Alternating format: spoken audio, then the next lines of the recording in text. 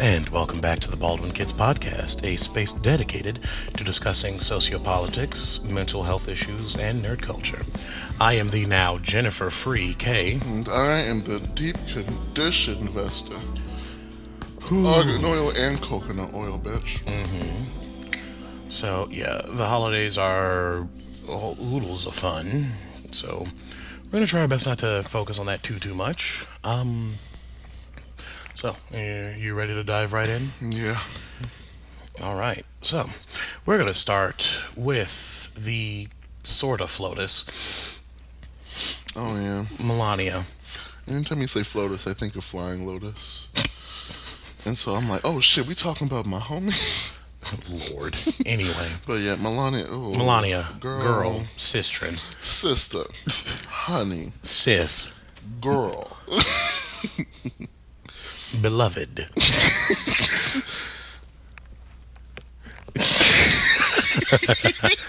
Y'all couldn't see me, but I just no other words. But Girl, no. what did she say? She said, hang on, let me pull up the exact article because I want to make sure I have this dizziness clear and unambiguously in front of me. But the short / condensed version of what she said was that, ooh, no, I'm not going to be terrible. I'm not going to be terrible. were you about to mimic her too? I was Because I definitely- was going to mimic her a second ago. But I'm like, let me not. No, let's not be terrible because, Hello? well, I mean, never mind. I was going to say I was going to be terrible because she has an accent, but then again, I have an accent when I speak French Yeah. or Spanish or, any of the other. Any other the fucking 75 fucking languages you know somehow. So I'm a language nerd. Fight me. Anyway, so Melania Trump. This article was posted on the 13th. So this is the Wednesday prior.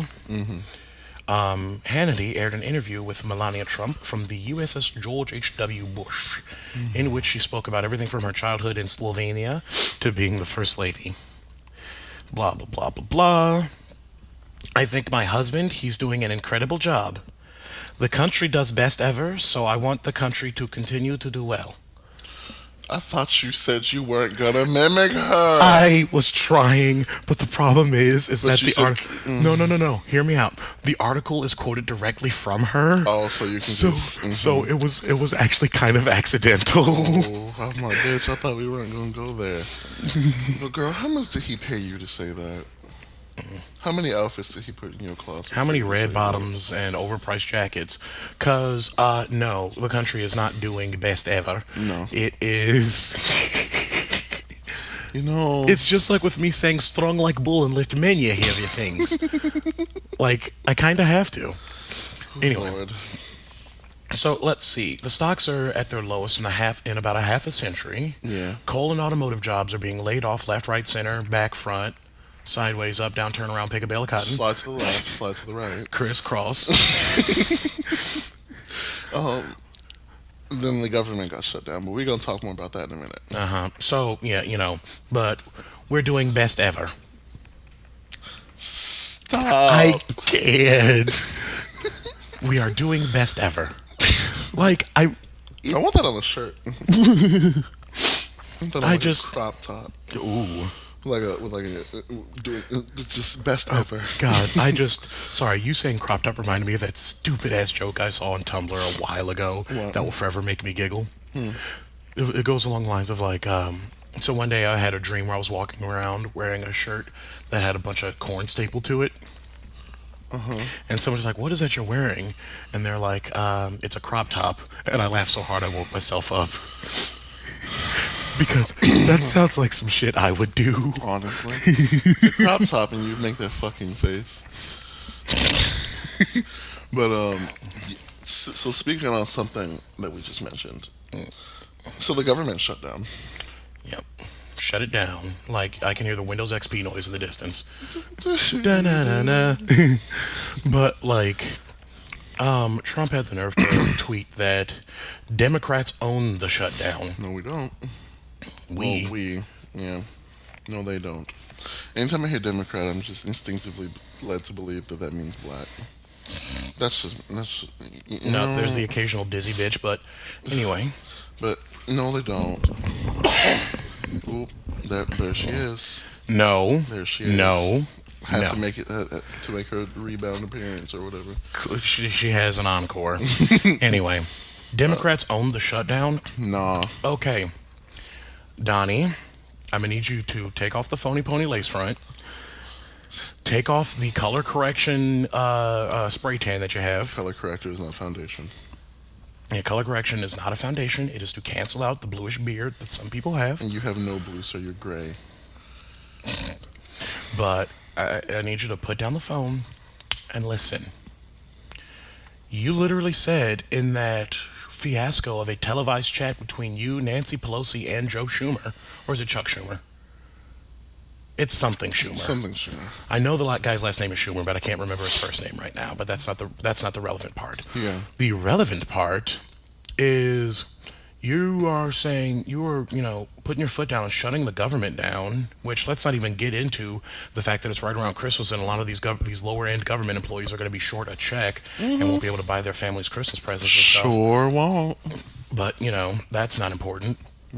But you are saying the Democrats own the shutdown when you're the one throwing a tantrum about it, swearing and saying you would be proud, Like a 5-year-old. like verbatim, proud to do to shut the government down. Right, literally. Like, you literally out here just making a whole ass fool of yourself. And yet again. shutting the government down over a wall that during your campaign you swore up and down that Mexico would pay for. Then once you got elected, swore up and down that Mexico would pay us back for. And now we just have to pay for it outright. And now if we don't, the government gets shut down. And somehow people still support him. And then it's a wall in 2018, not 14-18 when it probably would have been useful. He just. But bitch, we have planes. And roughly 40% of illegal immigrants, who are usually from Europe, but, that doesn't matter because they're not brown. But 40% of illegal immigrants are people that came here on either a visitation or work visa and just stayed. But, that's too much like right because it doesn't, demonize brown people. But it's completely useless because people fly. People can swim. This dude tweets like he's on crack rock cocaine. I'm sorry, while you were talking that whole time, I was just going through his Twitter. Because I just got a Twitter. I'm going to plug that at the end of the episode. But he tweets like he's on crack rock cocaine. I mean, I wouldn't be surprised. I'm 90% sure W did his fair share of lines. I mean, I'm pretty sure Obama lit a doobie up here and there. See, but that's actually relaxing. And that's Obama, why he's still ain't cracked yet. The most he's got is gray his hair. I was gonna say his hair turned gray. But So he got gray hair, and that is a look. But can you imagine him with a beard? Glory to God. But he right after he was like verbatim, he tweeted the Democrats now own the shutdown. He then tweeted. Right after, I've done more damage to ISIS than all recent presidents. Bitch, not even close. And he's just going on and on. He's firing rounds tweeting at like nobody. Seconds apart. He's I'm like, tilting sir, at windmills. Sir, no one asked to. So he's literally like that old grandpa. You just gotta sit in the corner at the family reunion and just let him talk to himself while he swigs off of whatever he's drinking. I mean, granted, Donnie is a septuagenarian, so it's not surprising. Which there's your $10,000 word. So, which I'm pretty sure he doesn't even know the meaning of. He'd be but there are so many things floating around that the man doesn't read. Including his security briefings. Yeah, and he tweets at like a 5th grade reading level. And like a mile a minute. I don't know how he's typing so fast sometimes. Have you seen me text? And then he sends a tweet, and then sends another tweet. He can just be like, "Yo, Siri." But anyway, we're getting sidetracked. I'm sorry, his Twitter is stressful. But it's a wall that is completely useless into this day and age because, again, people can fly. He also just tweeted like 17 times about the wall, and how the U.S. needs border security. Okay, beefing up. Okay, here's the thing. If you want to beef up border security, great. Sure. A wall ain't gonna do jack shit, especially on the sections that are near impossible to cross anyway. Right. It's not gonna do anything. And people are trying to push for more legal immigration, but don't want to push for the things that give us more legal immigration, like more immigration agents, more stations for that closer to the border and stuff like that. But, that's too much like right. But here's the thing. He keeps lying about this damn wall, swearing up and down that Reagan tried to do it, but Twitter came at him fast and hard with the receipts, saying that Reagan wanted to basically extend an olive branch and figure out how to, how to best facilitate the immigration process, and get it rocking. Yeah. So I wanted to add on to this wall stuff. Because I found this article this morning and it made me laugh really hard. But it's a very opinionated article. I'm just going to throw that out there right now. But it's got receipts to back it up. It's off the root. Love that shit sometimes. But 241,601 people donated. Wait, can you repeat that number? That was a little muffled. Yeah, it was bad. 241,601 people donated to that fucking GoFundMe. 241,641 people. Don't make fun of the fact that I can't talk sometimes. I'm like Beyonce, okay? Don't do this. They don't. It's up like 14 million now. 14 million. Hang on, for the wall. I actually have it handy. What the actual. I just lost the name of it. The actual GoFundMe page I have on deck. It's at time of recording right now. I just pulled it up. At time of recording, the thing is sitting at 16,055,236 American dollars. Now, let's talk about this. Y'all decided to scroll right past all the veterans asking for, housing help. That's a whole nother cup of tea that I'm not sipping on yet. So, then go on. I will gladly add on to that point. So, let me find the terms and conditions why this is funny to me. Because if I remember correctly, you can't donate GoFundMe funds to governmental anything. If you donate that to the government, they can't do anything with it except set it aside for like general use. That's like a law. So y'all are literally throwing your money at the government to do whatever you want. So when the next elect comes in, because it ain't gonna be Trump, when the next elect comes in and needs to decides to pass some laws that y'all don't like, guess what money they're gonna dip into first? Probably that. See, we can talk about whether or not Trump's going to continue to be the president. Or then GoFundMe to stack another layer of tea cake on top of that. Their terms and conditions on GoFundMe, they are like very strict about if the money is not used for a stated purpose, it goes right back. So all that money y'all donating, you get ready to see that come back in your checks post-Christmas. See, and we can actually talk more about it. This GoFundMe is a literal financial representation of how much y'all hate brown people. Literally. Y'all are throwing 16... Some hoe threw a whole 50,000 American dollars and didn't have the xenophobic balls to put their name on. Oh, I bet. Absolutely they didn't. Like, we know you don't like brown people. You've clearly got the money to not like brown people and get away with it. Why hide? Really? Come on. But it is because the whole wall concept is nothing but xenophobia. It is, honestly. Because y'all envision a wall that literally just keeps the U.S.'s filth contained within itself. Or keeps the quote-unquote filth from other countries from coming in. Which, one... do we need to get into the logistics of if you tried to kick out all the illegal immigrants, that all the companies that are hiring illegal immigrants to pick fruits and stuff are going to not be able to hire said immigrants to pick your fruit and then stuff? Y'all ain't got nothing to shop for. Whole Foods. Interesting.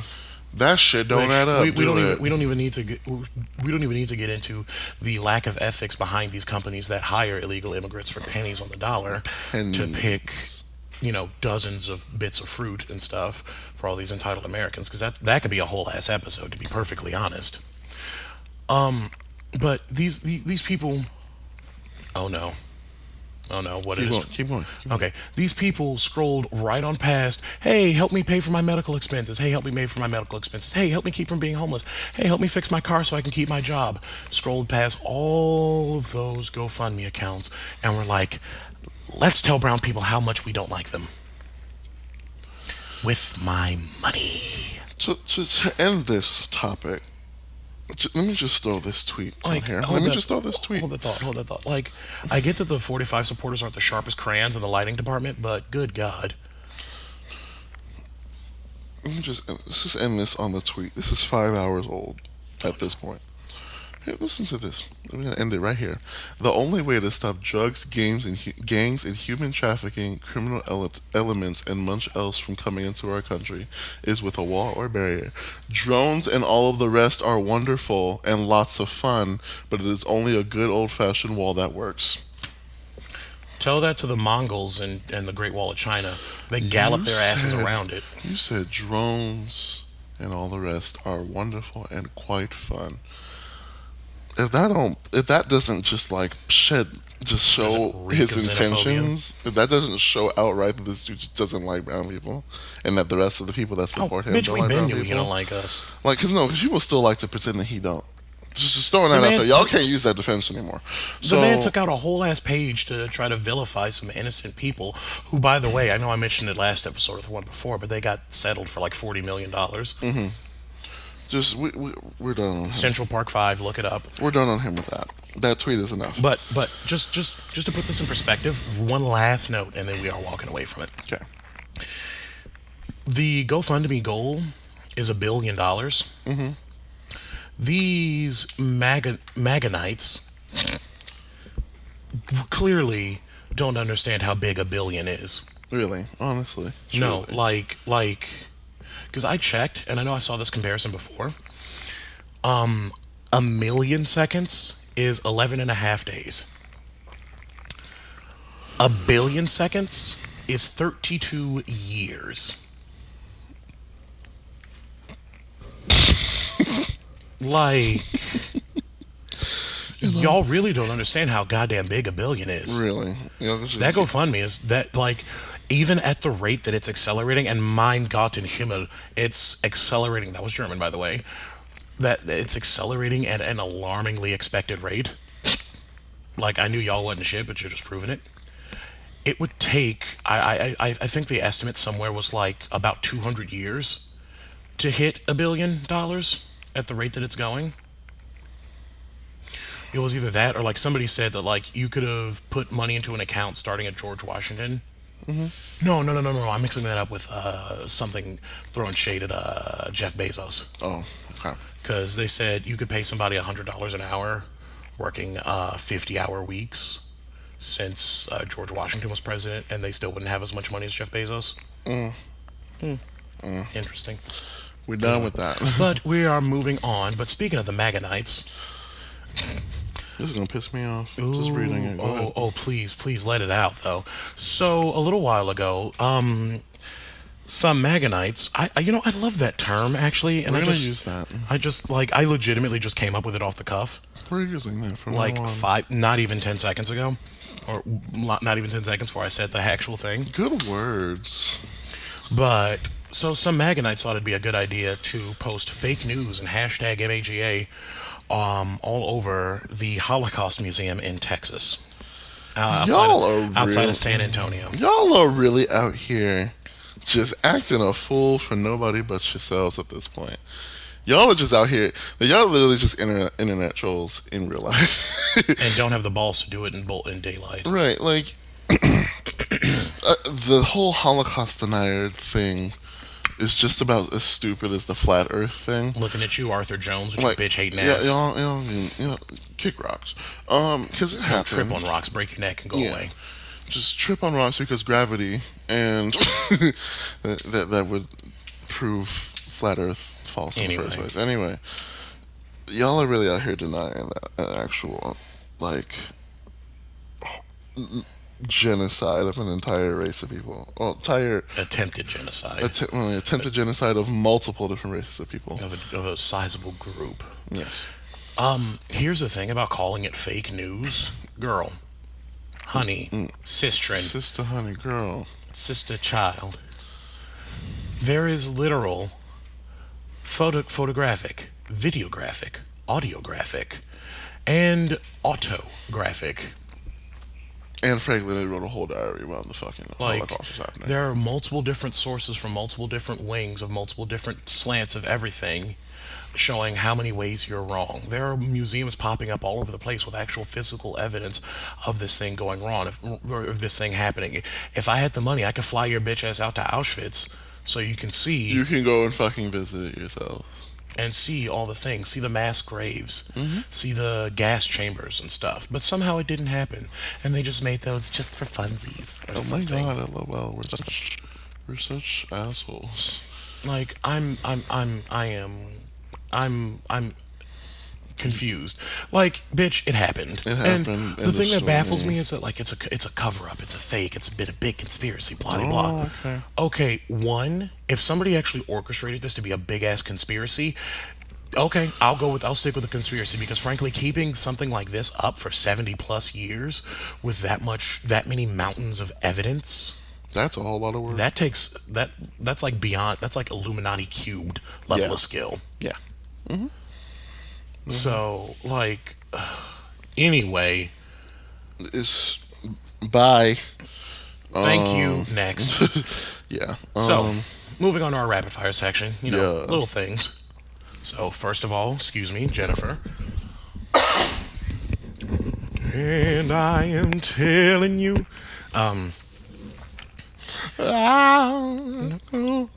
anyway, so we can start off with the notorious RBG being what?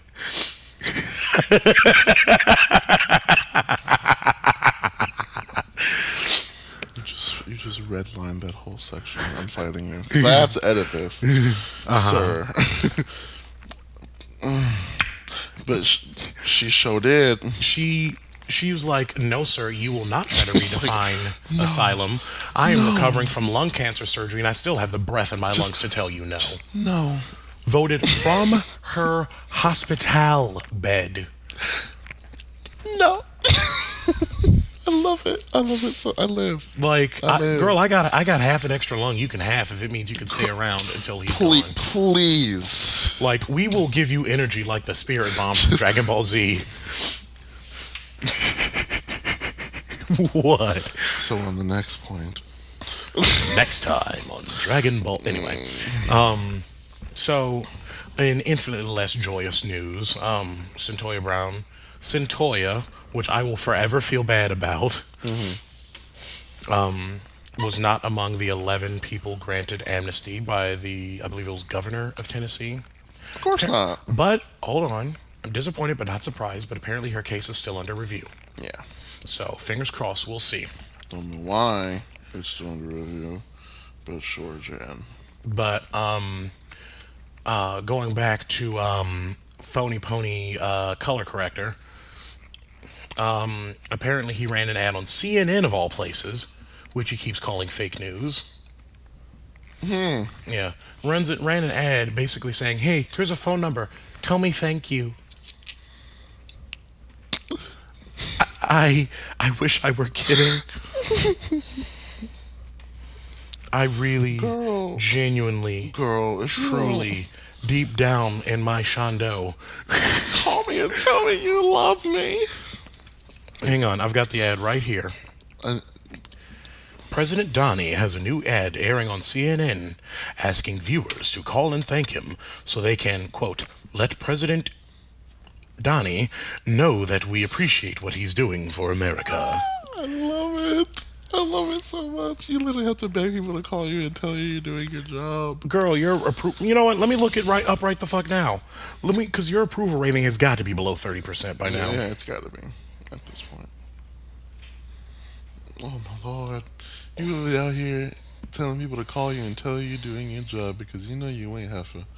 I don't know who you're trying to fool with this bullshit. Oh Lord Almighty.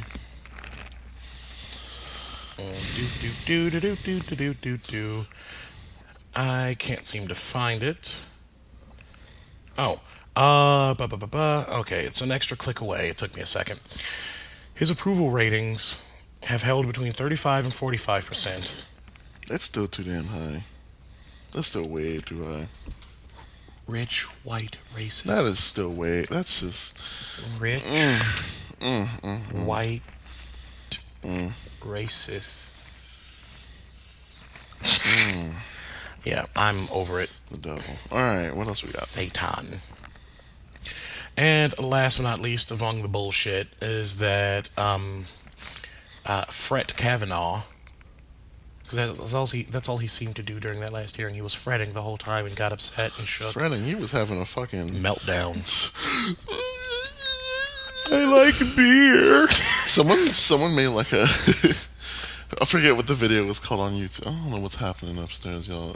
It's clearly somebody's bowling. So, what was I going to say? Oh, it was a video that said,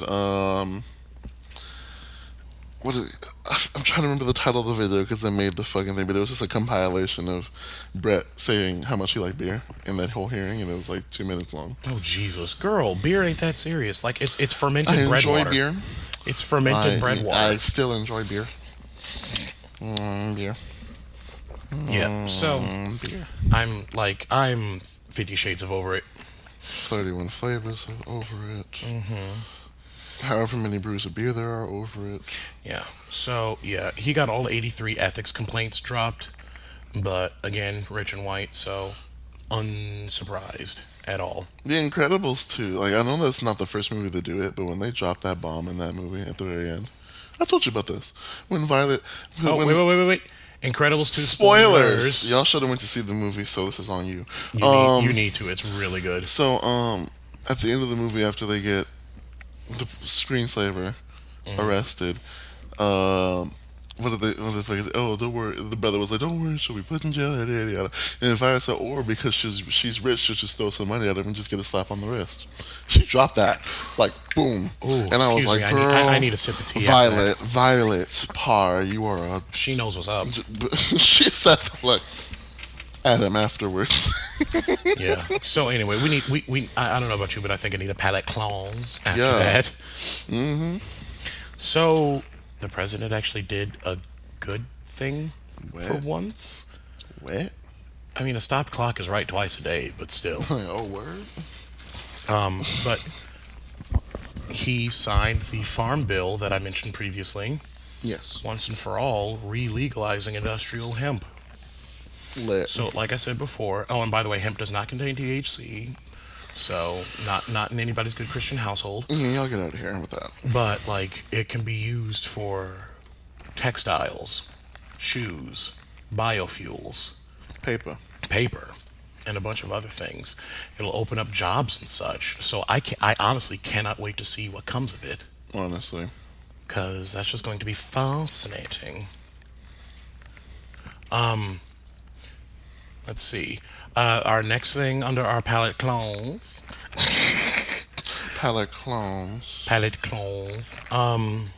Is Monet Davis, softball queen, has selected Hampton University to continue being sickening at and snatching wigs while throwing softballs. Yes. Which is an HBCU. Yes, sister. Yeah. Yeah, sister. Work it, honey.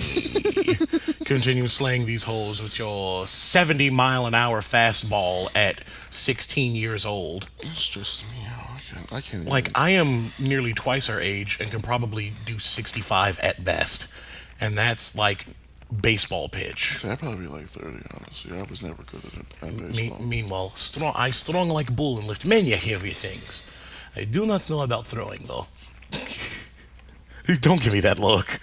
Anyway, so sidebar, she was so damn sickening that I typed her first name, and my phone was like, oh, Miss Davis? Yeah, we know who she is. Like, I typed in Monet, and the first thing that popped up was Davis. Bam. How about that? Yeah, girl, you're so sickening. You're an autocorrect. Last but not least, Eve Ewing, Nydia Corfor, and Vita Ayala just coming for edges in the comic book world. Snatched. And I honestly love seeing black women and also especially non-binary people flourishing. Let me see. Ayala, the non-binary person, wrote Livewire. Nydia Corfor wrote Shuri. And Ironheart, with Riri Williams being like, "Look, Tony, sis, honey, sisterin, you can sit down. I got this. Me and my black girl magic will save the world." Was written by Ewing, and I'm honestly living. Oh no! You motherfucker! Don't play me like this. Hold please. Wow, I hate everything. Hold please. Hello? Hold please. Girl. We are experiencing technical difficulties. That was a perfect time. My wig. There it is. Thank you. So anyway, we've got all these badass black women and non-binary people slaying the comic game, and I can just I feel like there's going to be a deluge of angry white boy tears at some point. Oh, you know there is. Always. And honestly, I'm due for an exfoliation. Same. Honestly, Shayla. But I believe we're actually all set. Yeah. That's it for our first round. So, who have we got music from this time? We have music from me. Is it the one I think it is? Yes. Okay, so we're gonna drop a link in the show notes. So you guys might have heard this song before, and people who are watching on YouTube have seen what I said about this. That I had an EP coming out. It's out now. It's the same title as the song. It's called Slow Ride. And not Take It Easy. What? You're like the 17th fucking person to make that joke. Really? Yes. When I told a couple co-workers I told them I have an EP called Slow Ride, and my friend was like, "Take it easy," from the kitchen. I was like, "Wow, okay." But yeah, it's called Slow Ride. It's got a lot of. It's only 4 songs long. It's got a bunch of smooth 80s. It's an EP, so smooth jams. Hope you guys like it. All right, so enjoy a slow ride with Vesta, and we'll be back.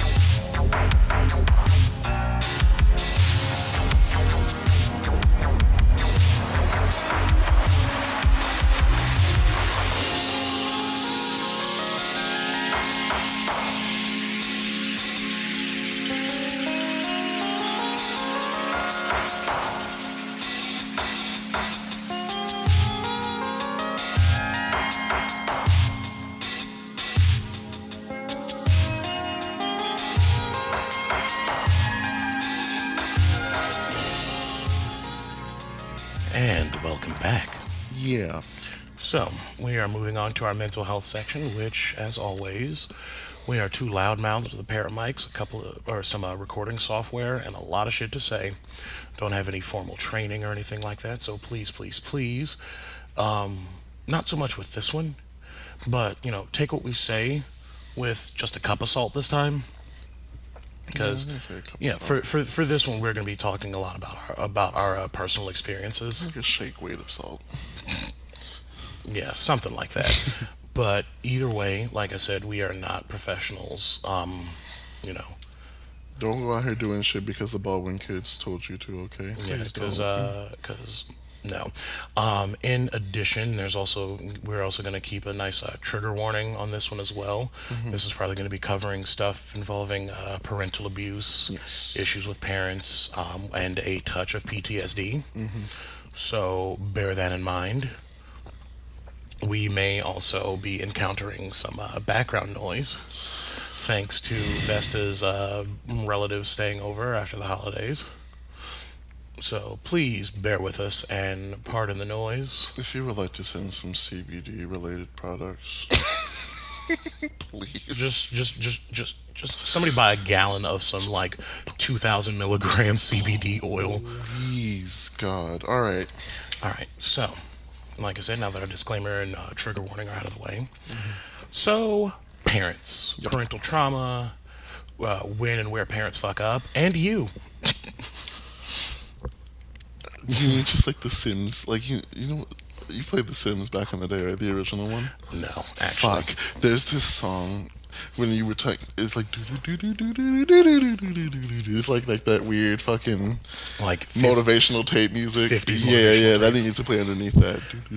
Oh, Jesus. Anyway, so this is going to be kind of a stream of consciousness section. Yeah. Wasn't really sure how to try to source more opinions and such on this. It's a really touchy subject with people. So, like I said, bear with us if there's silences and background noises and stuff, because this is a hard one. So, and yeah, our parents are probably going to get dragged in one way or another in this. I'll do my best. I know. Not, but, You do your best to not. I, on the other hand, pay all my own bills, do all my own things. I can say what I want, and they can be mad about it, and that is their right. But until they pay for something of mine, they can deal with it. 'Cause y'all could have been better. Anyway, so I suppose that I'll start. I actually have been like legitimately diagnosed with post-traumatic stress disorder. Yes, it's not strictly restricted to soldiers.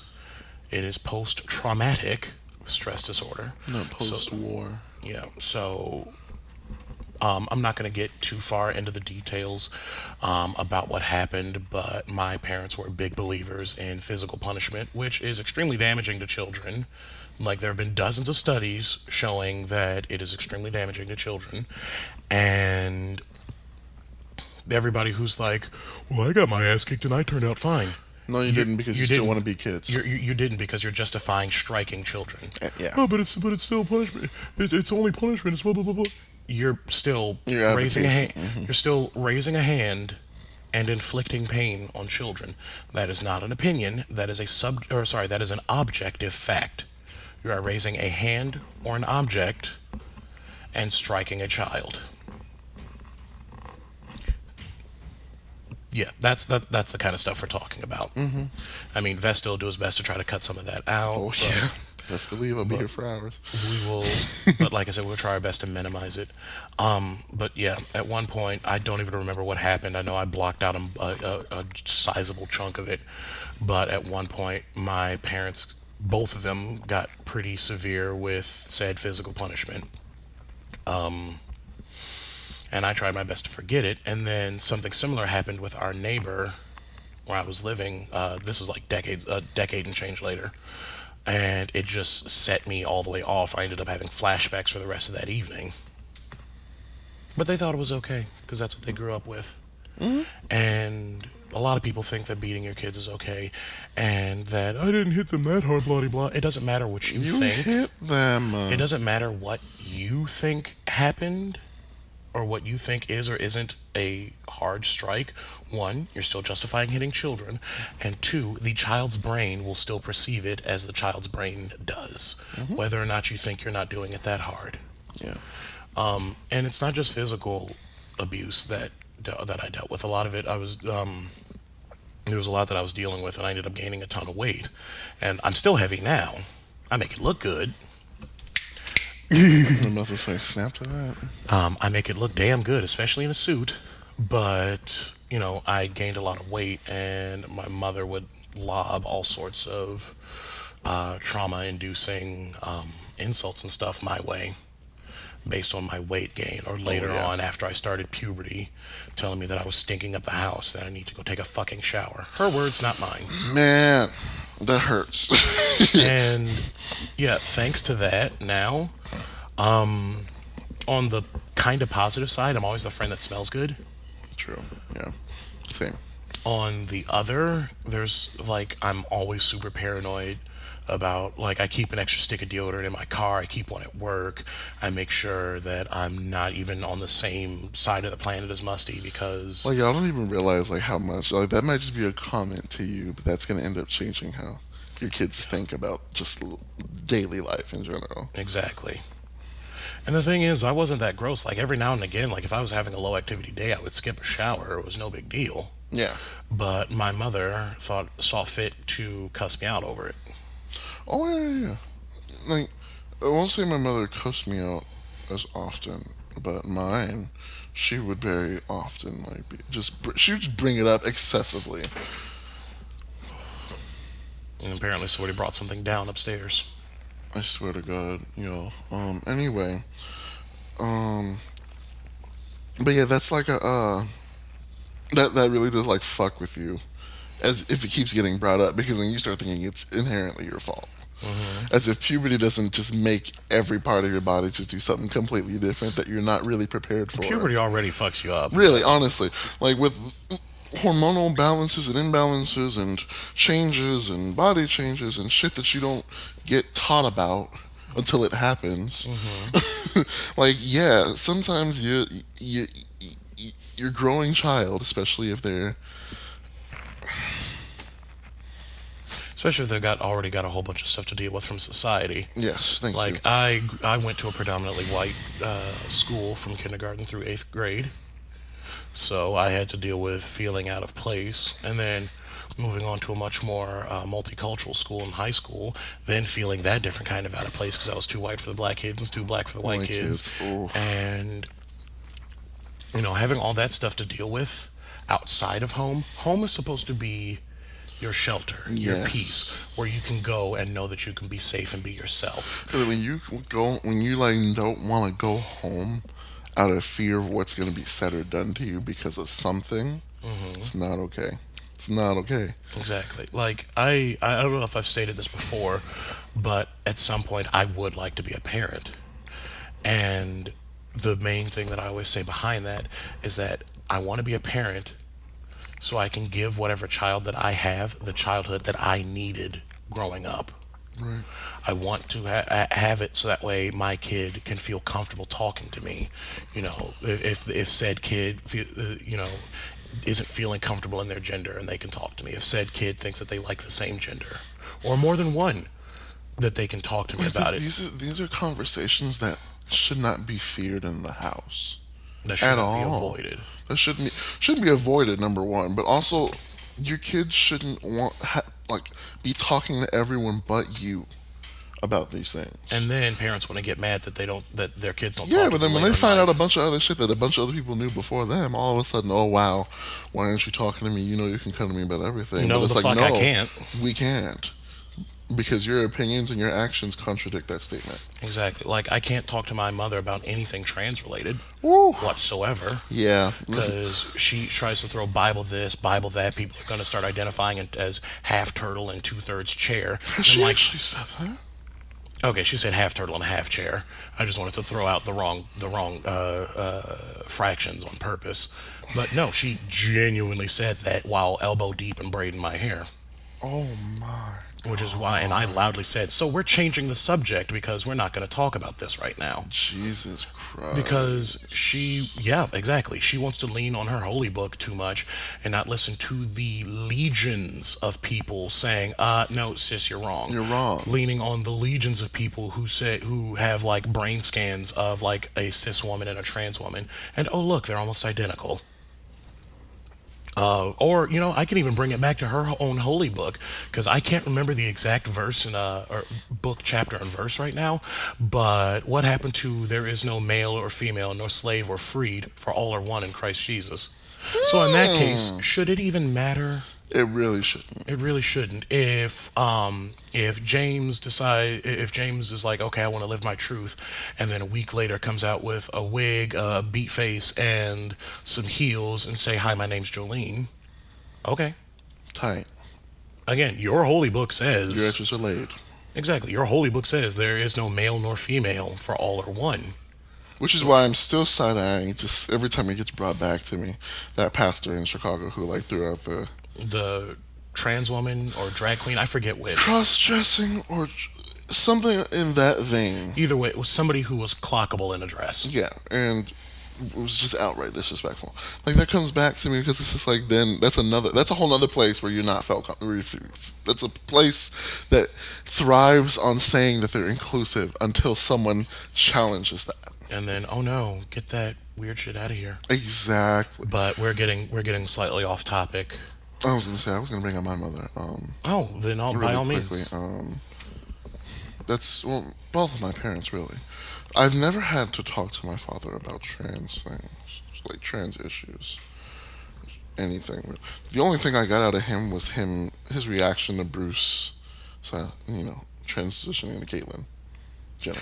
Oh, That was like the only trans anything I got out sorry. of him. I've been making it a habit of completely ignoring when people call her Bruce. Yeah. I'm like, who? Yeah. Who? I'm so confused. Who are you talking about? Yeah. So that was it. Was he made like it was a slightly off color joke, but it wasn't necessarily. I don't know. I felt mildly uncomfortable when he made it because it was a picture of him on the Wheaties box. Bruce Jenner. Well, her on the Wheaties her. box. I'm sorry, her on the Wheaties box, and then a new one with fully transitioned on the Wheaties Her box. from like the picture from that one magazine where it just said "Call me Caitlyn" across the front. Yeah. And it says "Not without nuts." And I'm just like that. That's like really. That's in horrible taste. That's in terrible taste. That's the only thing I got out of him. But my dad was like, okay. He made that one on color jokes to me and sent it to people, and that's about it. And that's the thing. They're living their truth. What the fuck does it have to do with you? Right. But getting back to that point though, that's I want to have a child so that way when I do something wrong by accident, or I'm too heavy-handed with something by accident, that I can apologize to them and reaffirm the fact that they're an entire person. Which brings us to a very important thing that some parents refuse to do. They don't want to say that they're wrong, and they damn sure are not going to apologize to you unless they're coerced into it. But the thing is that parents are human. Humans fuck up. Humans fuck up all the time. We fuck up on this podcast because we have to cut shit out sometimes. Trust me, yeah. Because we fucked up. There's nothing wrong with making mistakes. It's how you react to the mistake and how you react to being called out on it. Yeah. Because, there have been times when, I accidentally tripped my nephew or something, and it wasn't even a second thought, just an immediate apology. But I could see something like that happening with me and my parents much younger, where they would have been like, you need to watch where you're going, trying to turn it back around on me. Exactly. That's some real shit. Boy, watch where you're going. And like I said, I'm just like, kids are still... They may not be as developed as the people that birthed them, but kids are still whole entire people with thoughts and feelings and likes and dislikes and memories. Right. I feel like a kid's going to remember that the parent was like, oh, I'm sorry, I messed up. Right. And honestly. admitted their humanity and not try to assert that they are the end-all be-all dominant thing of the household. Right. Yeah, parents still make the rules. Parents still say what needs to be said and do what needs to be done. But at the same time, that doesn't make you perfect. Right. It doesn't mean you get to turn anything that you do wrong back around on the kid, because that's going to fuck them up later. Or just outright ignore it. That's another one. That's very prevalent. Just ignoring it and never talking about it again. What do you mean? Like if they do something wrong, and then they get called out on it, whether they'll either just ignore it. Yeah. Oh, so like what happened with my dad about 5 years ago. Do you want to get into that? Oh, I can gladly get into that, because that's part of the reason why I don't talk to him all that often. Go ahead. So, a very long... well, actually, no. We can get into it a little bit. So, about 5 years ago, we had the polar vortex. you were obviously still in Cali and didn't have to deal with it. During said polar vortex, the temperature on the night specifically that I'm talking about, the wind chill got down to 45 degrees below zero. I remember hearing about it. Now, bear in mind, at that time, I was driving a very old car. This car is older than Vesta. This car is almost as old as me. That car could have very easily not have been able to handle the cold weather. The charge port didn't work all the time. So I could have very easily have been stranded on the highway or something somewhere. Now, at that time, I was seeing somebody, and I decided to stay over at their house. And there was, and truth be told, I was being a teeny bit petty, but the pettiness paid off and proved my point. I'm like, you know what? I'm going to stay over at this person's house and not tell my dad. Because at the time, my main place of residence was my dad's house, which we can get into some more of that in a little bit. But at that point in time, my main place of residence was my dad's house. So on a night where it got to 45 degrees below zero, I didn't come home. I didn't text. I didn't call. But neither did he. My mom texted me. She's like, it's so cold, son. Are you somewhere where, like, my mom has her faults, but if nothing else, she checks on us, my brother and myself. She checks on us when nature gets a little out of pocket. And somewhat regularly, from what I've seen. Yeah, she checks in on us because she told me, because she knows that I don't talk to him that often, she told me that she can't envision a world without talking to her sons. But, she's like, it's so cold outside. Are you somewhere warm? I'm like, yeah, I'm staying at my partner's place. She's like, okay, stay warm. That's it. That's all. That's all that was needed. And so I got, we woke up, had breakfast. I finally meandered back to my dad's place around 1 in the afternoon or so. And I walk in. He's like, oh, hey. Oh, hey? Wow. Nigga, I could have froze to death. Right. Like, and that's another... That's an example of just ignoring something extremely problematic that happened. And then not considering your child's point of view. Because on one hand, maybe in his head per se, maybe, she's probably just like, you could probably take care of it. He's probably all right. He could probably take care of himself. That's in his mindset. However, you got to consider how that looks outside of your head, because when you don't communicate to your kid or ask him ask them where they are they okay? Are you going to, if you can't get home, do you have somewhere else to go for the night? You didn't even check. You didn't say anything. And this was a condition where, had my car actually died on the highway, you would have been stuck. I could have especially in Chicago where nobody ever pulls over to help other people. Right. I could have very easily, genuinely frozen to death. Right. That ain't no. Parents have to consider how things look to their kids. And I'm sure that some people are going to be like, "Hey, you should let it go and move on." That's a really heavy thing. I would love to. But until you have a parent effectively leave you for dead, shut up. Right. Like, until you experience it, don't. Until you have someone who swears up and down that you my number one son, and I want to make sure I build a good relationship with you, and blah blah blah blah blah blah woo woo woo woo. Until you have somebody say all of that in your face and then turn around and not even check on you when the conditions could very easily have led to your death, don't even say anything.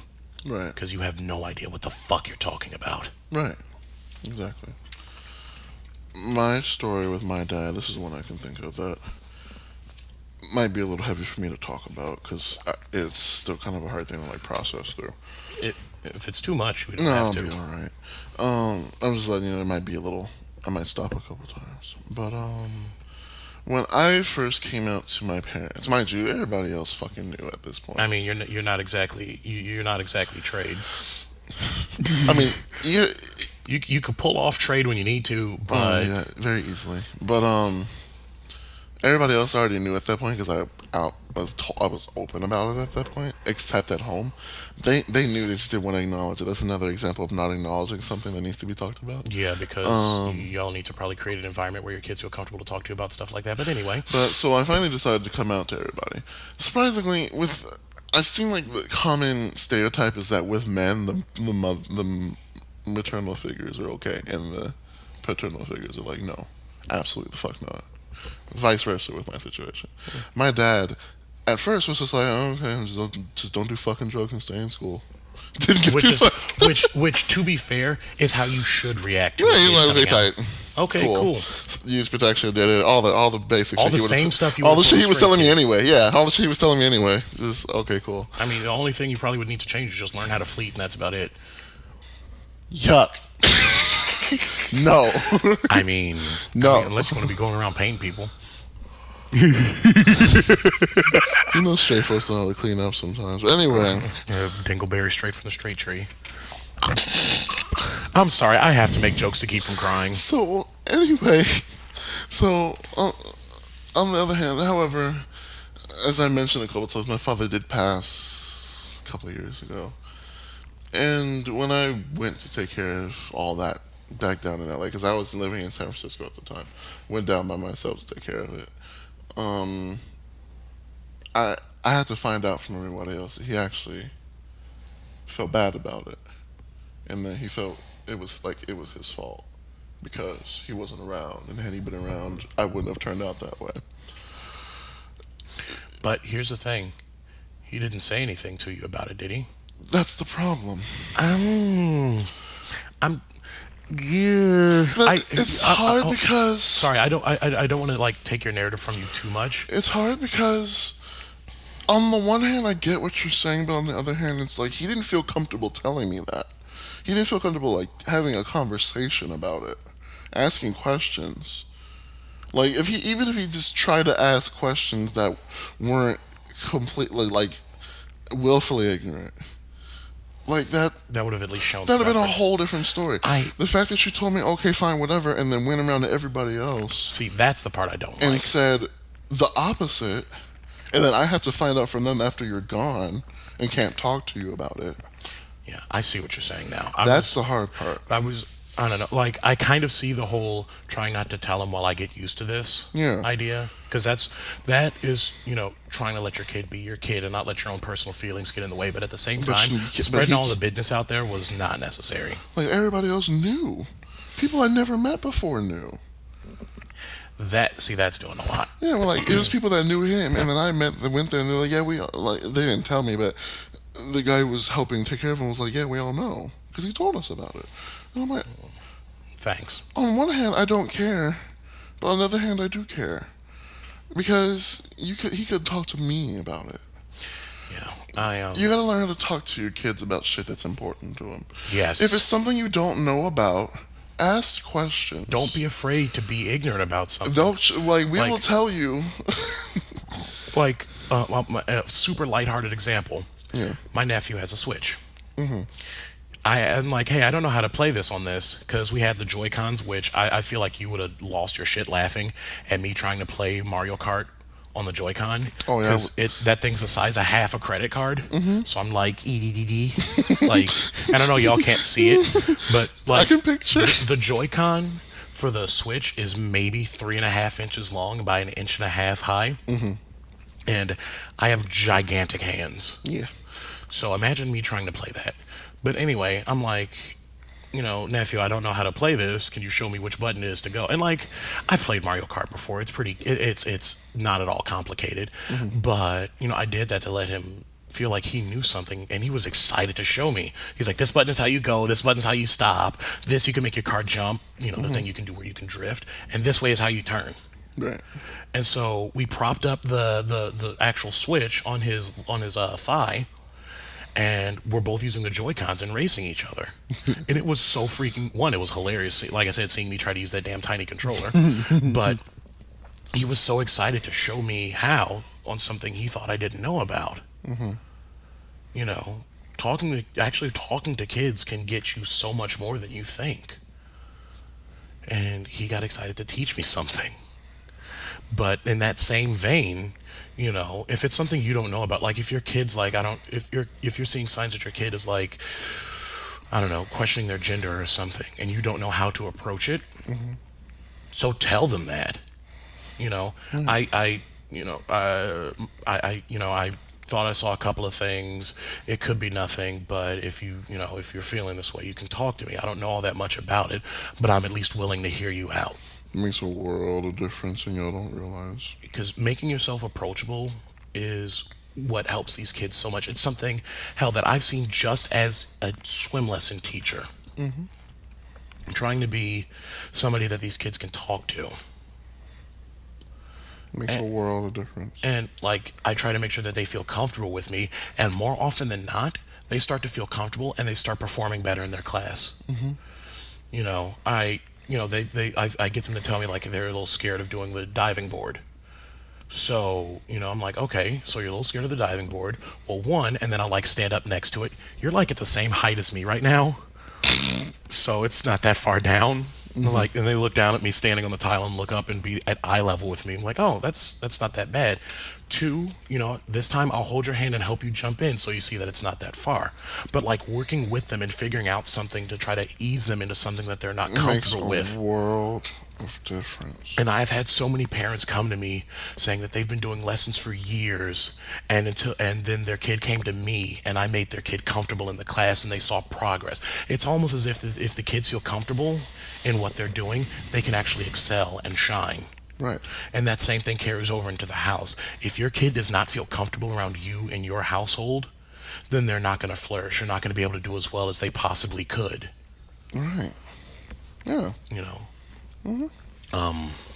Approachability, learn how to talk to your kids. Yeah, learn how to talk to them. Learn how to reach them. How to say sorry. Actually, speaking of which, I've actually got another example from teaching swim lessons of learning how to reach a kid and how it pays off. And this actually kind of ties into last week's joy thing. So, and I'm going to try my best not to get emotional because this still gets me into like white girl fanning her face going, oh my God, oh my God. I think I remember this story. Go ahead. So, a while ago, and I'll try because obviously I don't want to put too many details. A while ago, I had a coworker who was a special education major, and she worked the same shift I did. Okay. And, at one point, I had a pair of related kids, who were, in my lesson.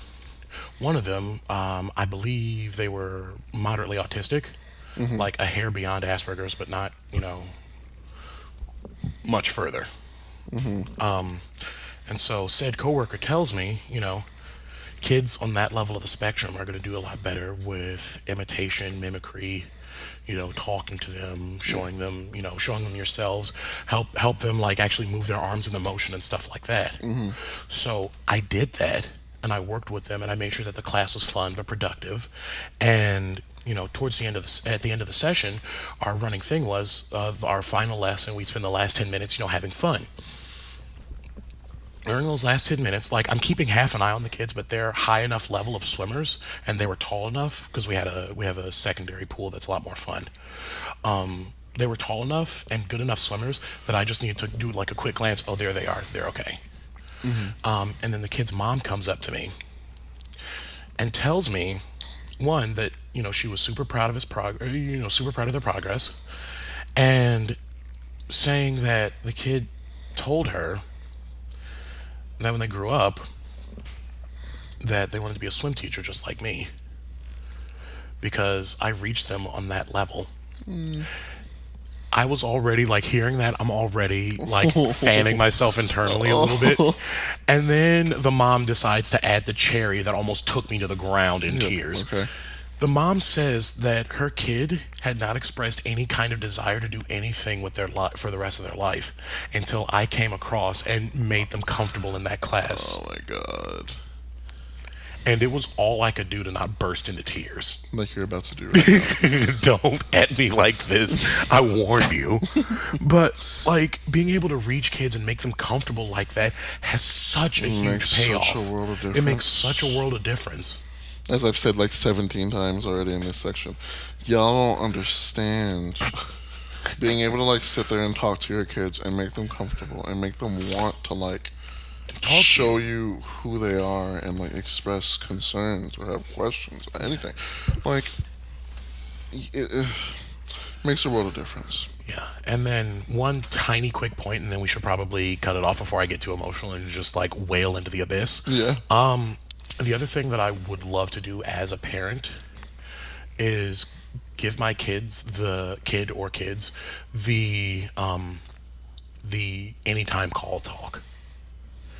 If they're in their teens or whatever, and they snuck out and were drinking, and then a friend of theirs drank too much and got sick and couldn't drive them back, Yeah. and they call me and tell me everything that's going on, I would much rather wake up at 3 in the morning, drive however long it is, and go get my kid and make sure that they're safe than have them feel unsafe and unsecure and calling me and end up getting into so much more trouble. Right. Like, that's something that I've had that talk. Like, I've never been the one to sneak out, but I had that. If you're ever at any situation and it's uncomfortable, find a way home or call me and I'll do my best to help you find a way home. Something like that. I've had that talk from my mother. And that's the other thing. Like, if I can't get them, I will, like, at that point in time, if it's still a thing, I would have, $50 just set aside permanently just to throw in the bank or to throw into their account and be like, hey, I threw $50 in your account, get an Uber and go home. Right. Exactly. Because I would infinitely rather see them safe than in a worse situation. Have them feel like they can't come to me. Anyway, before I get more... Before your voice drops another octave lower. Before I get down into Barry White levels. So... Okay. Alright. So, is that it? I think that's it from me. Do you have any other closing comments? No, I'm good. In that case, we are going to move on to another musical break. Who do we have this time? It is a weird one. It's Synergy. Ooh. But it's a remix by Mr. Fahrenheit. Ooh. Who is half a Synergy, so it doesn't make it entirely. It's just Synergy with Synergy. But it's a Mr. Fahrenheit remix of a Synergy song. Okay. All right. So I fully expect it to be sickening. I'll go make sure my edges are laid. And we'll be back in just a little bit. Hang tight and enjoy.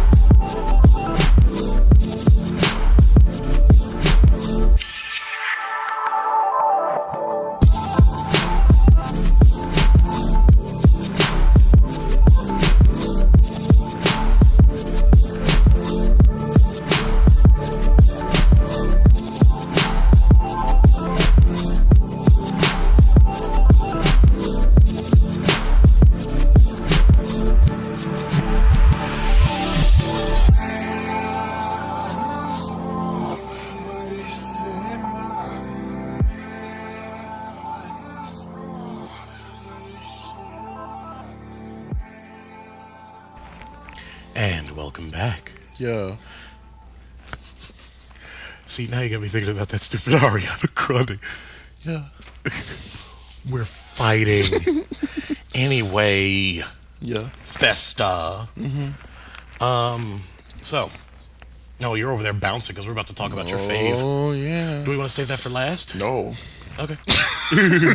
No, we are not. So, spoilers, Beach. It's Before we get into the spoilers, so it took Kay how long to catch up? The last episode that just aired on TV, I'm gonna go in on that in a minute. Aired Monday, and it took you Don't at me like this. like it's been out since June. Don't at me like this. So anyway, Steven Universe, y'all. We are the Crystal Gems. So spoilers up to everything except, well, everything up to Lex from Here to Homeworld. Right. We So want to let the girls catch up before Yeah. we talk about the most recent episode. okay. So So where do we even start? So before we get into Scary Grandma, So can we let's talk about the episode before that where we got to see like Blue and Yellow like actually fight? Y'all doubted Blue. Y'all were doubting Blue Diamond. Y'all thought she just cried all the time. Hell no. She And made didn't. everybody else cry. Now she was like, hello. Actually, can we take another sidebar related to Blue Diamond? Fucking Lapis. The fucking What? like I felt worse. Wipes away a tear. I felt worse. I'm like, Legendary. Iconic.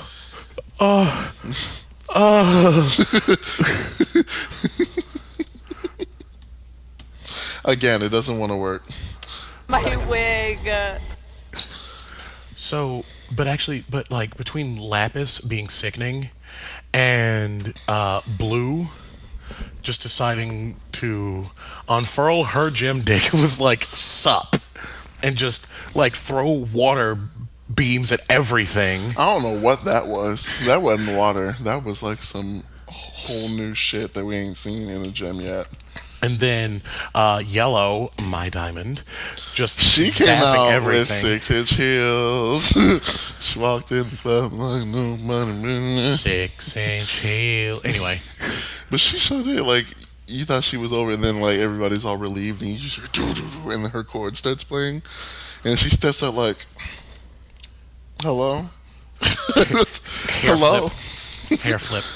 But everybody like, and the diamonds showed up, and the rest of the crystal gems were like, no, and immediately turned into Alexandrite. Yep. They're like, well, And Blue was like, no, and sadded their fusion off. except for Garnet, which is Who a just testament to their who love. just got married. That wedding. Oh So, my god. Oh my god, the wedding was so cute. It was great. Oh, because Absolutely they were both fantastic. trying not to be nervous. And Steven's like, Sapphire, are you nervous? And she's just like, no, I'm fine. And then kicks away the little bit of ice that was forming by her foot because she was actually nervous. My favorite is his like, "Do you, Ruby, take da-da-da?" I do. And Sapphire, yes. You're supposed to let me finish. I'm just very excited. Yeah, but no, can we take a step back to Ruby looking like a tiny red mini Ripperton? Am I wrong? Come on. So anyway, Because I'm not wrong. She looked like a tiny red mini Ripperton. on fire. Yeah, on fire because she got super nervous and pulled a Sonic. Just And down Greg's the aisle. like, oh shit, gotta play faster, gotta play faster, gotta play faster. But the wedding was cute, and then the diamonds were like, Cute party. exactly. Garnet fighting in her tuxedo dress fusion. Which is another iconic look. I need to see if there's any good cosplays of that. I kind of hope so. But then we get to Legs from Here to Homeworld as after Steven, ever the peacemaker, reveals, and I He's repeat, grown so much. and I repeat, massive spoiler alert. Steven reveals who he actually is to them, He's pink. and the fight immediately stops. Yes. Like, he stops everything Yeah. in its tracks. And they ultimately get on Pink Diamond, aka Rose Quartz. They get her ship and fly off to Homeworld. Which has been in the show, or was hinted in the show, like three seasons ago. Because god damn it, Rebecca Sugar, you non-binary bastard. My favorite part of that, the diamonds have some of my favorite reactions in that episode. It's just like, it's just past these two pink pyramids, yellow and blue. And they just look over at each other like, I'm gonna tell him, don't you dare. Yeah, blue and yellow, just like, hun. Sistren. Honey child. But then they get on the ship. No, what happens? Yeah. Because then they get to the forest and they talk about, how did you survive? We sent the corrupting light to the planet, or the just an We attack. blasted They the call planet. they blasted the planet. It's called the corrupting light in the fandom, but we know that wasn't its intention at this point of the episode. And then he shows them Centipede, who was revealed to be a Nephrite. Centipede makes me so I sad. know Centipede fucks me up. There's a lot of ties to Centipede that hinted that she was a Nephrite for like a whole season, like around like. So we need to clear. So carry on. One of the they're not going to be in order, but Bismuth, when she's talking about war stories with Pearl, she goes, "Do you remember when the look on that Nephrite's face when we ripped it out of its ship?" That was one of the stories. Another hint was Yellow talking to, when Stevani was having the premonition dream, no, not premonition, the dream or vision from Pink Diamond's point of view, when it was Mrs. Maheshwaran as Yellow Diamond, and she's talking on the phone to someone talking about embark the ship and land the drop ships. And when Stevani pushes the phone away from her, you see she's talking to a Nephrite. And back in Nephrite's story, or in Centipede's story, when she gets moderately healed up, when she talks about how she was a part of a crew of people and got pulled out of her ship, and that's why her and her crew got corrupted because they didn't make it off of Earth on time. So there was a lot of points hinting that she was a Nephrite. But after they heal the Nephrite, and the Nephrite talks about all this other stuff, and when I think she says, you're here, so it must have worked. You avenged Pink Diamond. They take their hands off of her, and she immediately re-corrupts all the diamonds. No, she re-corrupts and flips back to her centipede. Yeah, form. so interesting. She re-corrupts and after the diamond's like over, and so then Yellow's like, "How long do you think we're supposed to hold it together?" And Steven's like, "We need to heal all of them."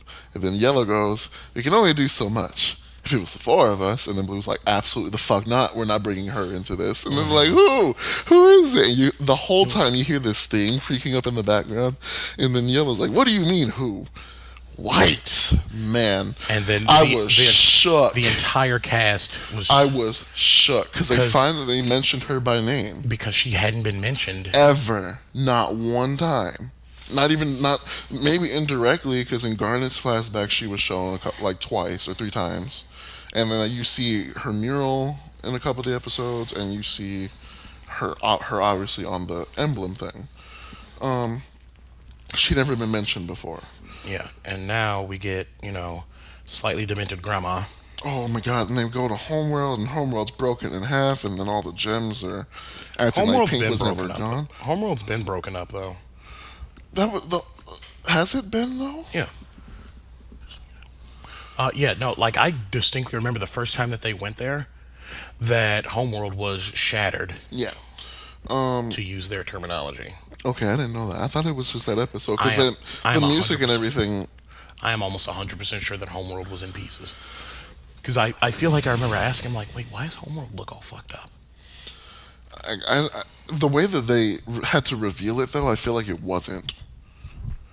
You know what I mean? Because like when they were like, they were all staring at it. Yeah, we'll have to check and get back to it then. Yeah, and then they land on Homeworld. All the gems, including some like modern paradots or like original paradots, I should say. Some Homeworld paradots. No, those are because Peridot mentions it a little beforehand, like how she's a modern Peridot or like an era something Peridot, and the Peridots that are on Homeworld have been there forever. Since so they have a lot more mass to them, and Peridot's a lot shorter, which implies that they're running out of resources, and so they have to make all the gems smaller.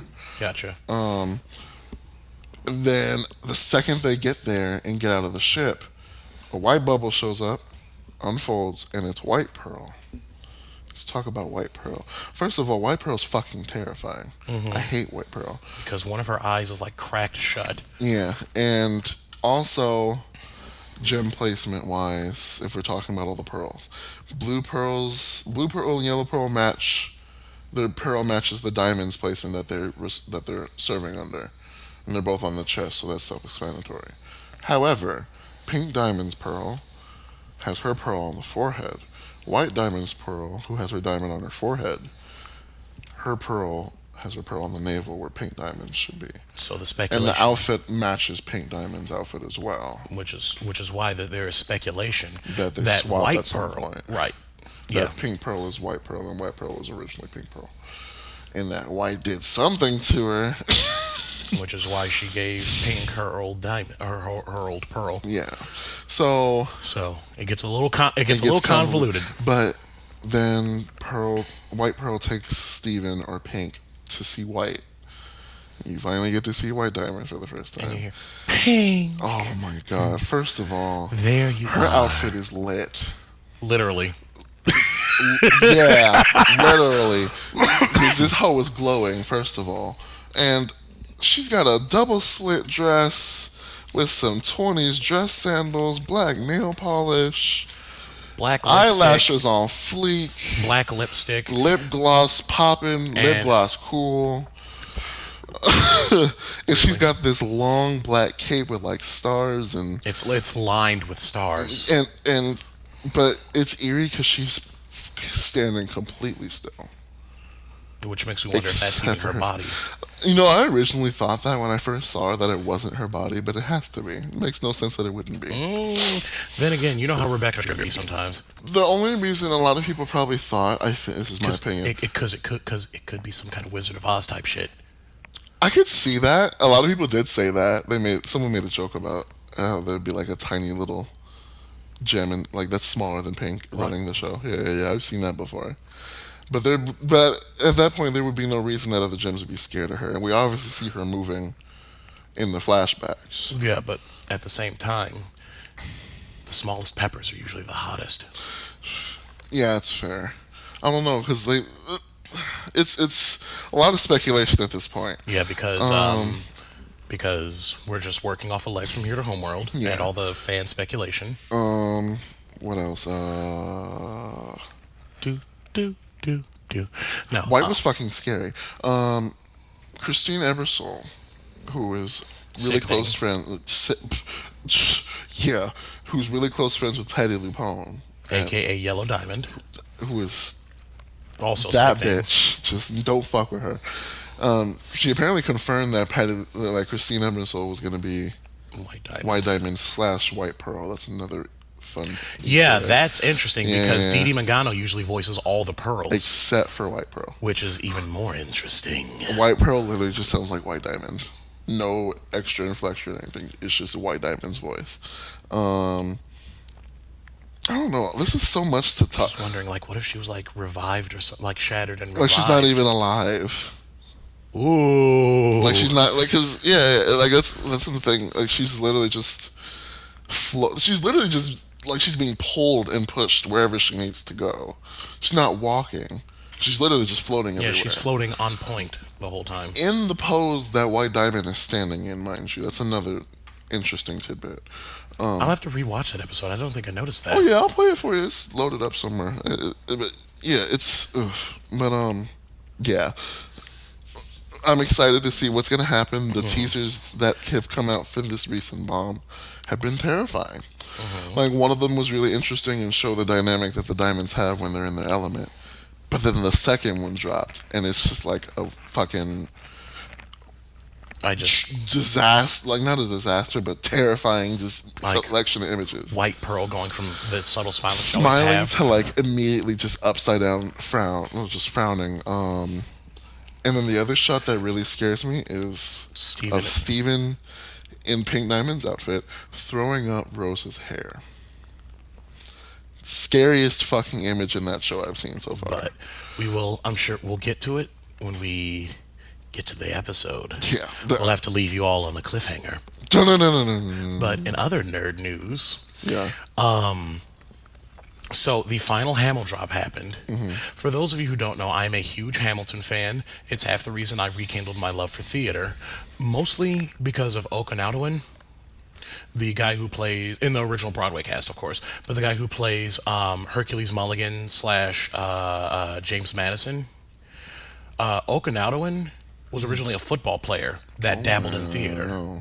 So for him to do much the same that I did and get as far as he did and still be big, black, and proud, it like I said, it rekindled my love for theater. Because truth be told, theater is very thin, white, small, live, and tenor centric, and I am literally none of these things. Yeah, honestly. Like I'd like to call myself a baritone. Yeah, same. Like I can really hit the low notes, but Like, I I can can. get there, but I can like Prince falsetto if I need to. Yeah, so. and I like right now my voice is still recovering, so I can't hit the high notes. But I can swing low, sweet chariot. But that's not the main point. My main point is that him being in that show, and that show being as poppin' as it was, and it being as brown and black as it was, rekindled my love for theater. Right. Now, that said, the final Hamill drop happened. Hamill drops are basically Lin-Manuel Miranda, the creator of Hamilton, would work with a couple of different artists and periodically people from the cast and drop a song that's either a cover of the original Broadway song or something extremely related to it. So this one was what was called One Last Time, the 44 remix. Which it took me a second to realize why it was called the 44 remix. And once I figured it out, I was shaken, not stirred. It was lit. So it features Chris Jackson, the OBC version of Washington, who can sing down, like sings the things. BB Winans, a big ass gospel choir, and Barack Hussein motherfucking Obama. Just fucking it absolutely all the way up. And Just by speaking, like I could just listen to him talk for hours. I mean, granted, I'm pretty sure when they recorded it, they had to cut him out, cut several of his things of constantly leaving like just a trailing syllable in his sentences, because he likes to talk like that. Am I wrong? Am I wrong? Go on. But I don't know. This song, he straight up took us to church. Inside, up and down, next to the Like- gay tambourist, everything. Like, don't bring I Am Delivered into this. I was gonna say don't bring Prince into this. He like the tambourine too. No. But no, like this, the way that the song works, and this is the song. The original song is Washington talking to Hamilton about how he's getting ready to resign. Which, sidebar, my favorite Hamilton meme has got to be, oh shit, how does the line go? In talking about Thomas Jefferson, who was getting ready to run for president at the time, he said, it's going back and forth, and Washington goes, "I'm stepping down, I'm not running for president," and Hamilton goes, "I'm sorry, what?" And I can just imagine that confused white guy gif of the closed eyes, eyebrows up. What? But it goes back and forth between Hamilton and Washington, and then at one point the song actually is in the original song, it's Hamilton reading excerpts from George Washington's actual original farewell address, with Chris Jackson vocalizing in the background and building more and more as the song goes. They did much the same thing with that section, but instead of Lin-Manuel Miranda as Hamilton reading it, they was got Barack Barack Obama Obama to read it, and it was so bittersweet because I love that part, but at the same time, it was like making, because all this administration's bullshit has made everything feel kind of unreal, but him like reading that off made the end of his presidency seem that much more real to me. So I'm already a little bit in my feelings, and then BB Winans just had to show all the way the fuck out Yeah. and be like, hold on, we're gonna do a praise bump, and brought out just the whole thing, just like I can't. Yeah. Like, I'm over here, because I showed this to Vesta a little bit before we started recording, and I'm over here trying not to clap along with the music and sway back and forth with the choir, because I mean, when I was in Bible college for a year and a half, I was part of the choir, so that's almost instinctive because I love singing that much, which is part of why, losing my voice and stuff has been traumatic, because my ass would normally be belting in the car on the way to and from the stewed. The student. The stewed. Ew. But yeah, so that's me gagging about it the whole time. Yeah. But yeah, it's available on YouTube, Spotify. get your life, get some tears, all that fun stuff. But I don't know. I think I'm about done Yep. with my nerd stuff, at least. Same. Because as always, we have something more to say. So there's another thing.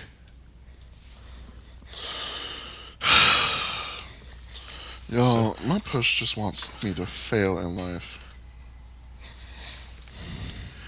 So, am I starting or are you? Go ahead, because I don't have much to say. You don't have much to say? No. Okay. I can summarize my point in about 2 seconds. So, you know what? Summarize your point in about 2 seconds, because we're going to make this a satire sandwich on Melania bread. Because I started off talking about her. So, most recently, there was a law passed in Congress or the House. It was one of the two.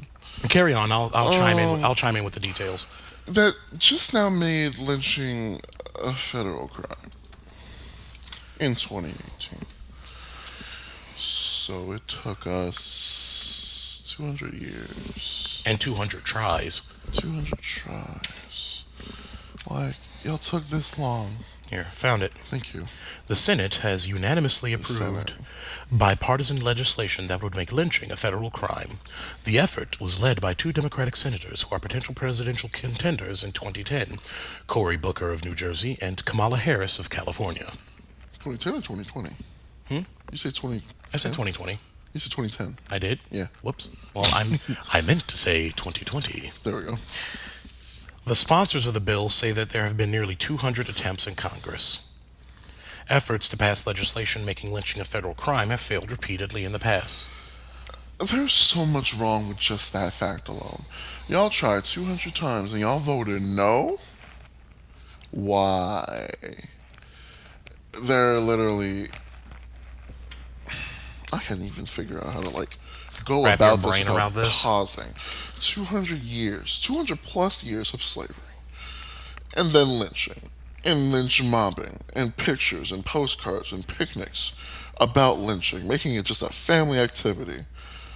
And it's still happening in 2018. Maybe not as frequently. I don't know. There's been a couple of Ferguson protesters that have shown up dead swinging from trees. That 200 years and y'all gonna wait till the end of 2018 to do it? Well, it's not that they're waiting until the end of 2018. It's the fact that it got passed. No, that's what I mean. Y'all waited 200 years. Okay, sure, I guess. We were also 3/5 of a person for a while. So This stresses me out so much that it took this long and this many tries to get it passed. If there are people, whoever voted no to not make this, to make it a federal crime, choke on a chainsaw. just every possible painful dentist utensil. Every last one of them. Because that should have been done a long time ago. That's all I gotta say on that. All right. So to round out this Melania sandwich, it's my turn. And this is not going to be as fiery as my Past 17. No, it might have a little heat to it, but it's not going to be quite as fiery. So, some irrelevant bitch had the nerve to say that Melania Trump has been treated worse than any other First Lady of the United States. Let me say that again slower for some of our Southern people, because I know that I've been told I talk fast when I get agitated. It's the Chicago coming out in me. I can't help it. Some irrelevant, dizzy bitch had the nerve to say that Melania Trump has been treated worse than any other First Lady of the United States. Really, no. So are we just not going to talk about, all the shit that Michelle's caught? Still is catching. Still is catching? Because there's so many conservative people that are still swearing up and down that her name was originally Michael. Because she has strong African more features. than ever will. She has strongish African features and has, toned arms. Like, are we going to talk about her being called Michelle and Michael and, black bitch and all the stuff like that? All the ape, the monkey slurs. Yeah, keep calling let's her throw those there too. Ape this, orangutan that, gorilla this, that, and the other. Because But Melania's been treated worse. Oh no, Orochimaru has been shaded while her fucking dickwad husband is in office. Like, my thing is, no. here's the thing. Melania has endured some degree of abuse from American citizens. She gets shit because she posed nude a few times. On one hand, get your coins, girl. I'm not mad at you. On the other, if all she's getting shaded for is posing nude, that's... She'll be alright. She'll be fine. Compared to 8+ years of Michelle getting dragged left and right, and then her husband getting dragged left and right too. So his hair is gray. And then we can even, bring it back to first ladies that are out of office and have been for a while, because all the shit that gets talked about Hillary left and right. Well, she ain't shit either. No, she ain't shit. She ain't shit. But she still gets shit to this day. Yeah. Why'd you stay with him, you dumb bitch? Blah blah blah, and things like that. And I'm just like, but Melania gets treated worse because she posed nude and gets called a slut here and there. Like, I am not excusing calling her that. It's still wrong to be talking shit about her because she posed nude. But that's all she's been. That's it. Oh no. Oh no. Oh no. Like, oh no, she plagiarizes and looked hot in a magazine once. And looks like she's been freshly poisoned half the time. Poor Orochimaru. Oh no. Someone okay, so yeah, she posed and showed off that body somebody else bought for her, but still. No! Am I wrong? No. Because there's pictures that surfaced up of her right after her and Donnie got married, and she was a smooth A cup at the time. Wow. I mean, go ahead, I guess. Again, and there's nothing wrong with body modification. There's nothing wrong with getting implants or anything like that. But you cannot claim to be the worst treated FLOTUS when all of these things, like, I'm just going to bring it back to Michelle because she's the one I know about more. People saying she never carried her kids to things because she's a man. Keep calling her Michael. Keep calling her Michelle. Keep calling her an ape. All the things like that. Both racial, insulting, and denying of her womanhood all at the same time. Yeah. But oh no, Melania gets called a slut from time to time. Oh my god, you guys are going to respect the first lady. Where were y'all on that train when Michelle kept getting insulted left and right? Girl, just shut down. Where were y'all on that train when she was getting talked shit about because she was trying to get some kids to eat veggies more often? Ass radishes, y'all. Y'all shaded ass radishes. Like, I mean, you can be mad that Michelle, built her body with red beans and rice, not somebody else's paycheck, but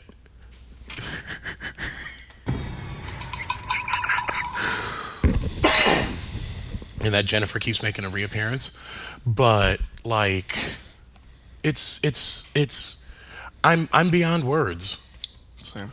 Like, girl. What is with actually to broaden the point slightly? What the fuck is with this administration's obsessions with superlatives? Right. Like, we made the best ever economy. The best. I've been treated worse than any other president. My nigga JFK got shot.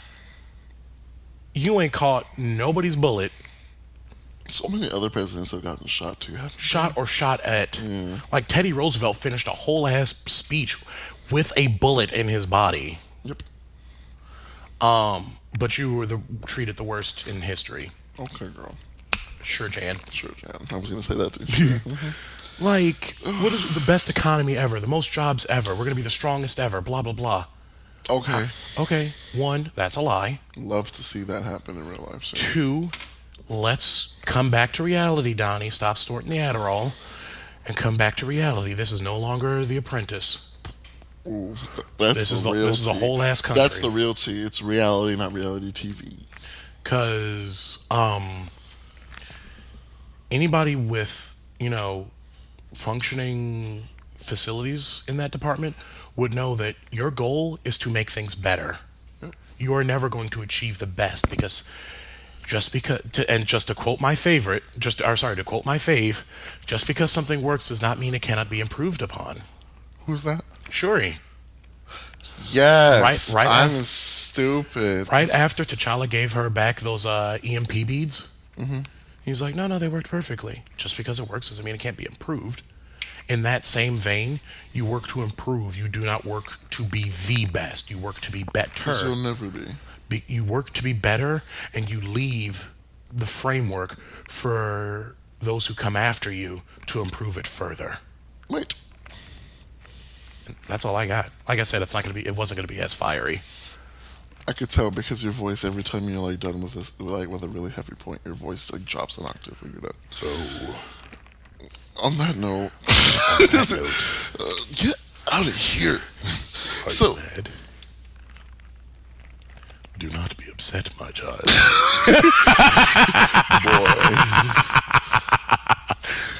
That was like a Vincent Price laugh at the end of the trailer. All right. So, we're done. The funk of 40,000 years. Get out. Leave Vincent alone. All right.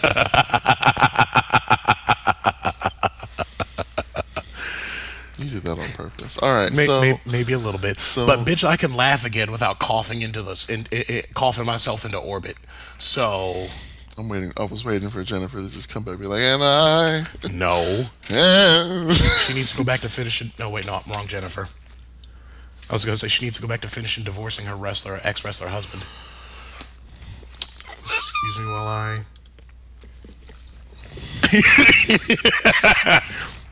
All right. So are we done now?